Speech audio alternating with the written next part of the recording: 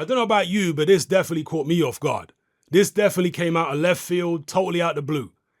It has been officially announced, as most of you would have heard by now, that Dillian Whyte is going to face Joseph Parker at the O2 Arena in London on July 28th, live and exclusive on Sky Sports Box Office. That's right, this is a pay-per-view event. Now, why am I surprised? Because I thought there was only two options here on the table for Dillian Whyte. I thought it was either going to be Kubrat Pulev in an IBF eliminator or Luis Ortiz in a WBC eliminator. Personally, I felt like the Luis Ortiz fight was probably better for Dillian Whyte because they were only offering him 25% against Kubrat Pulev, and it was probably going to be in Bulgaria or in a location which is beneficial to Pulev. So for such little money in the other guy's backyard, I didn't see, because all these fights are risky, all right? These are all world level fights, top 10, top 5 guys. So if you're going to take a risk, you want to take the risk that offers the most reward. And I just saw the Kubrat Pulev risk is not offering most reward. So I thought the Ortiz route was the best route for him to go. He'd probably get that fight at the O2 in the UK. He'd get a better split. And on top of that, he'd get more credit for beating Luis Ortiz than he gets for beating a Kubrat Pulev. How much credit is he really going to get beating Pulev from the wider public? Don't get it twisted. Pulev is a good fighter. But people look at what Ortiz did against Wilder, and in the public mind, they think, okay, Ortiz is more dangerous. So if Whyte beats Ortiz, they're going to give him more credit for doing that rather than beating Pulev. So I thought Ortiz financially and in terms of getting credit would be the better route for Dillian Whyte to go. But that's before I realized that Joseph Parker was an option. So once I heard that the Joseph Parker fight had been made, my initial reaction was, well, this must be a WBO eliminator, right? Because Joseph Parker, former WBO heavyweight champion, and, maybe this is what it is. Why else would Parker take the fight, right? Then again, maybe it's down to money as well. I mean, it's prize fighting at the end of the day. These guys are supposed to look for money. They're not just supposed to look for titles. What's the point of looking for titles if you ain't going to get paid? Yeah, I've never had an issue with fighters trying to get paid. And this is both a tough fight for both men and a lucrative fight for both men. It's going to be on box office. Now, some people are going to say this is not really box office worthy, that, it shouldn't be pay-per-view because Dillian Whyte has never, the Anthony Joshua fight, that was pay-per-view, obviously, with Dillian Whyte. But at the time, nobody outside hardcore boxing circles knew who Dillian Whyte was. I knew who he was, obviously, and, some of you guys knew. But the general public in the UK didn't know who Dillian Whyte was going into the Joshua fight. And therefore, that pay-per-view was really, more Joshua's pay-per-view because he was being built up as the star. Dillian Whyte wasn't even signed to Matchroom at the time. Even though Dillian Whyte played his part in building the fight, okay, because they talked about the amateur rivalry that Dillian Whyte had with Anthony Joshua and the fact that Dillian Whyte beat Anthony Joshua in the amateurs. That was used to promote the fight. Don't get it twisted. But that was an Anthony Joshua pay-per-view rather than a Dillian Whyte pay-per-view. This here is against Joseph Parker. This is more of a Dillian Whyte pay-per-view. Okay, he does need a dance partner in this instance, and that is a former WBO heavyweight champion, Joseph Parker, is his dance partner. The two of them combined, they are, two former Anthony Joshua opponents who are both in high-profile fights with Anthony Joshua. Okay, Dillian Whyte gave Anthony Joshua his second toughest fight after Klitschko, and Joseph Parker obviously was the first guy to go the distance with Anthony Joshua. So the former Joshua opponents, can they sell that as a legitimate pay-per-view? Where they're going to try. So we'll see how well it does on pay-per-view. And I listened to David Higgins, who is Joseph Parker's promoter, at the press conference, and he said that this deal for this fight was a 8-figure deal. That's a lot of money. 8 figures. That's a lot of money. And you have to imagine, and that's obviously far more money than Whyte was going to get against Pulev. And that's probably, I imagine, more money than he would have got fighting Luis Ortiz.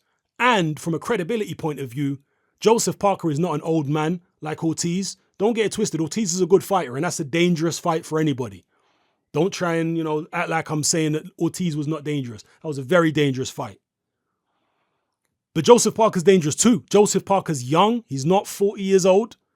He's in his 20s still, I believe, in his mid-20s. He's fast. He's strong. He takes a shot. He's experienced. He's been 12 rounds several times. He's been in there with Joshua. He's been in there with Carlos Takam. He's been in there with Andy Ruiz, etc. So this is a tough fight. arguably just as tough as Ruiz. Some people might say even tougher than, not Ruiz, Ortiz, sorry. Arguably just as tough as Ortiz. Some may say even tougher. Hope I ain't been saying it's Ruiz all along instead of Ortiz. But anyway, so the Parker fight is still a tough fight. And it's a good fight. It's a fight I'm looking forward to. As far as the tactics for both men, I think that Joseph Parker needs to use his feet in this fight. I don't think he needs to move as much as he did against Anthony Joshua, but I do think he needs to move his feet and utilize movement and footwork. I know Dillian Whyte don't want him to, and he said that at the press conference. He said, don't go running, don't put your track Asics running shoes on, stand and fight. He wants him to stand and fight because that's to Dillian Whyte's benefit. I think Dillian Whyte is a more skilled inside fighter than Joseph Parker is. And Dillian Whyte is also pretty good on the outside. But Joseph Parker, I think if he uses movement, foot movement, to some extent, he can actually reduce Dillian Whyte's punching power. Because I noticed in the Robert Helenius fight, Helenius was moving all over the place. And that was actually causing Dillian Whyte to have to reset constantly. Yeah, and because he was having to reset constantly, he wasn't getting enough time to plant his feet and get full power into his punches. And I think that's one of the reasons he wasn't able to get Robert Helenius out of there, because Helenius' movement actually reduced Dillian Whyte's ability to punch with full power. So from a tactical point of view, Joseph Parker and his team, that's what they should be looking to do, is utilize movement. I don't think they need to do as much movement as they did against Joshua, because at the end of the day, they're still fighting away from home. And the crowd did not like how much Joseph Parker moved in the Joshua fight. They thought it was very negative. And I'm sure Joseph Parker knows that he can't afford to be that negative again. I'm sure he knows he's going to have to mix it up more against Dillian Whyte than he did against Anthony Joshua. And I'm sure he will. But I think it would be a tactical mistake on Joseph Parker's behalf if he neglects to use feet at all and just wants to stand in the middle of the ring and maybe have a long-range boxing match in the middle of the ring, or a tear-up on the inside against Dillian Whyte. Not to say Joseph Parker can't win if he fights that way. He still has a chance of winning even if he fights that way. But it increases Dillian Whyte's chances of winning. So I would say keys for victory for Joseph Parker: in and out movement, utilize his hand speed, punch in between Dillian Whyte shots, because Joseph Parker's got faster hands than Dillian Whyte. So punch in between Dillian Whyte shots, move in and out. Don't stand still for too long. Don't allow Dillian Whyte to set up and start getting the body shots off. You know, head movement as well, because Dillian Whyte has got a good jab. Move his head out of the way of the jab, in and out. Kind of Evander Holyfield type boxing. That's what Joseph Parker needs to do if he's going to win. Now for Dillian Whyte, for me, the biggest key for victory for Dillian Whyte in this fight is do not get over anxious. Because Dillian Whyte, sometimes he goes in there and he wants to impress so much that he tries to do too much too soon, and he ends up making mistakes. And we saw that against Robert Helenius, actually. He was trying to do too much too soon. He can't afford to do that against Joseph Parker, right? Needs to relax. Even if Parker's moving, focus on his defense. Don't worry about landing a big shot early on against Joseph Parker. Focus on jabbing him, keeping the right distance, and walking him down methodically. Don't worry about landing a million punches and trying to do loads of damage early on. It's a long fight, all right? 12-round fight. Focus on pacing yourself, using the jab methodically, jabbing to the head, jabbing to the body. Dillian Whyte has got the longer arms. I'm not sure what the reach is, but just looking at them, Dillian Whyte to me clearly has the longer arms. Even though he looks a shade shorter, they're both listed as 6'4". I think Dillian Whyte's probably closer to 6'3". But he has the longer arms. Use the jab to the body, jab to the head, and methodical pressure. He needs to basically box in a similar way to Carlos Takam, the way Takam boxed Joseph Parker, because that was a competitive fight, all right? And I think Dillian Whyte has much more ability than Carlos Takam. I think he's got faster hands than Takam. I think he's got, just better fundamental skills than Takam. Takam's a good fighter, don't get it twisted. And I was quite impressed with Takam's back footwork against Anthony Joshua in terms of, his ability to be, to have some success on the back foot. A guy of that build, as big and bulky as Takam is, being able to move around on his toes like that, I was surprised he was able to do that. But overall, in terms of hand skills, I would say Dillian Whyte is a more skilled fighter than Carlos Takam. So he can implement a similar game plan to Takam where he's applying controlled pressure on Joseph Parker, right? And obviously going to the body when he can, and also just pacing himself well in the fight and remaining patient, not rushing and going in there looking for his opportunity to knock Parker out, but just taking it to fight at a nice pace.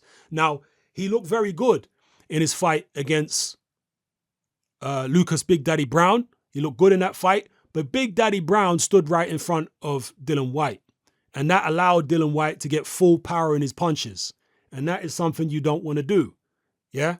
If you're Joseph Parker, you don't want to stand right in front of Dillian Whyte. Don't give him the opportunity to get the body shots off and the jabs and all them combinations, because Dillian Whyte can put his punches together nice. You know, his left hook, his back, and all that kind of stuff.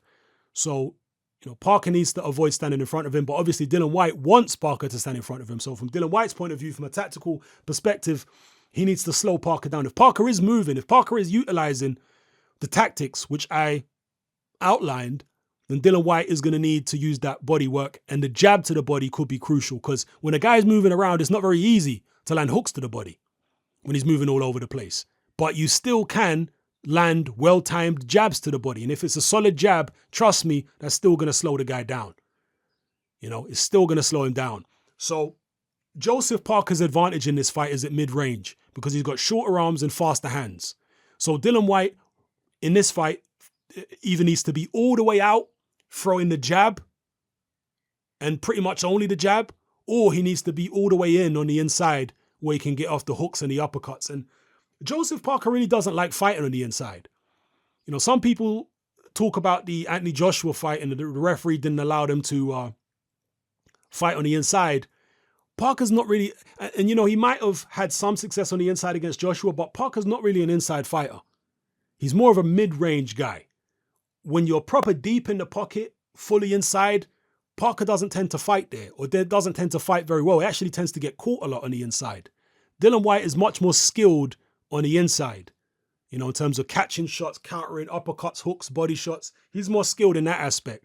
Whereas Joseph Parker is more of a mid-range guy, and he's decent at long range. But as I say, if Dillian Whyte uses his jab correctly at long range, I think he can control things at long range, and I definitely think he can do good work up close. It's at mid-range where Joseph Parker is going to be at his most effective. So, yeah, those are my thoughts on the fight. I think it's a good fight. Arguably just as dangerous as the Ortiz fight, if not more, because you've got a guy who is young, in the prime of his life, who's been fighting at a high level in recent years, whereas Ortiz, other than the Deontay Wilder fight, who has he fought in the past 2 years? Nobody, really, all right? Certainly nobody on world level. So, you know, arguably it's just as tough as the Ortiz fight. And even if you don't think it's as tough as the Ortiz fight, it's still a good fight. It's still a dangerous fight. It's still a fight that either guy could lose, and it's still a fight I'm interested in watching. And when you think about the fact that financially it's going to be a bonanza for both men, how can you complain about it? So those are my thoughts on the Dillian Whyte, Joseph Parker fight. And I have been alerted to the fact that Dillian Whyte called me out on Boxing Social. He said that I do good bits and pieces, but sometimes I talk rubbish and I sway people's opinions. Well, my objective is always to be objective. I'm not here to be a fan page for any fighter. I'm not here to only talk positively about Joshua. I'm not here to only talk positively about Dillian Whyte. I'm not here to only talk positively about Deontay Wilder. I'm not here to only talk positively about any fighter. I give the positives and the negatives as I see them for every fighter, you know, including someone like Dillian Whyte, who I do have a lot of respect for, who is also a Brixton boy like me, even though I'm a lot older, from an older generation, but still, you know, nothing but respect for Dillian. But that's one thing that Dillian and any fighter need to understand is I'm not a hater. I don't hate on fighters or anything like that. I just give both sides of the story and both sides of the argument. You understand? So yeah, maybe me and Dillian can get together and do something. Maybe I can interview him. That's all good. But understand, I'm not here to be a fanboy of any fighter. That's not what I'm here for. I'm not here to just only cheer Joshua on. One day I might criticize one fighter, and the next day I praise him. And that's something Dillian actually said about me. One day he says good things, and the next day he says bad things. Of course, because that's being objective. Because I'm not here to just only big up certain fighters and never say anything critical about them. I'm here to give both sides. You understand? That's what I'm here for. I'm not. Other channels will do the whole let's support British fighters business. If you want to support British fighters and never say anything negative about them, that's all good. You get me? There's plenty of channels who do that. But my channel, what makes my channel unique is the fact that I'm not afraid to criticize any fighter, and I'm not afraid to praise any fighter. I don't care if the fighter is white, black, brown, blue, or pink.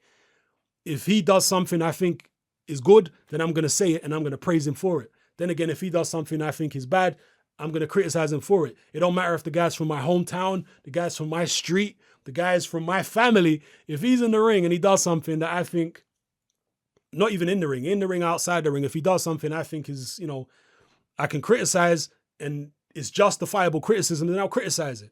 So that's what it is. That's what any fighter who comes across my videos needs to understand. I ain't hating, but I'm not going to be a cheerleader.